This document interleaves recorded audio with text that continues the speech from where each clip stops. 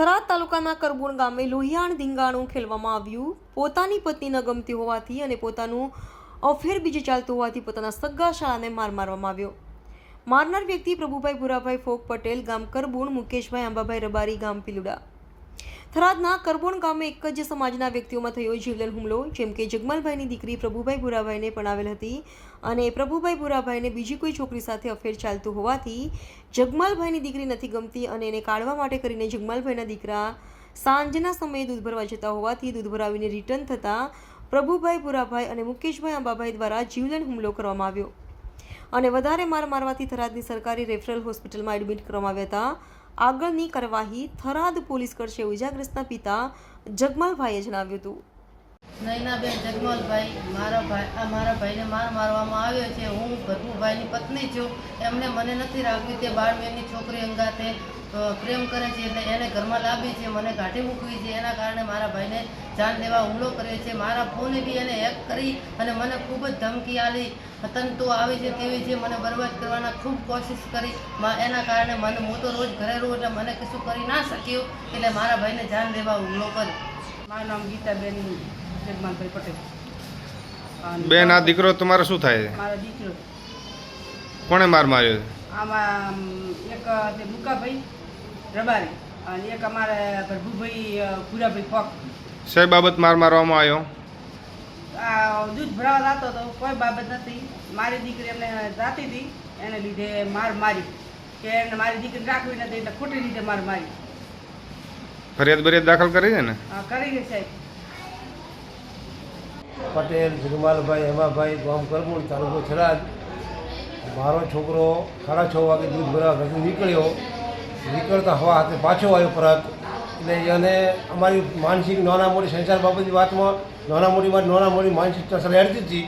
એટલે એના લીધે અહીંયા સ્કોર્પિયો ગાડી લાવી, એમને પોતાના ઘરની છે, ગાડી લારે દોડાવી, 1/2 કિલોમીટર ગાડી દોડાવી, છોકરાની સાઈડમાં કરી ટન મારી છોકરાને। જે ગાડી ચલાવતા હતા એમનું નામ શું છે, યાદ છે તમને? હા, ગાડી ચલાવતા એનું નામ ભગુભાઈ ભુરાભાઈ પટેલ। તમારે શું થાય? અમારો હક્કો જમાઈ છે અને તમારા છોકરાને મારવાની કોશિશ કરી? મારા છોકરાને રવાઈને જો મારી છોકરીને ગમતી નથી, એના પછી શું થયું?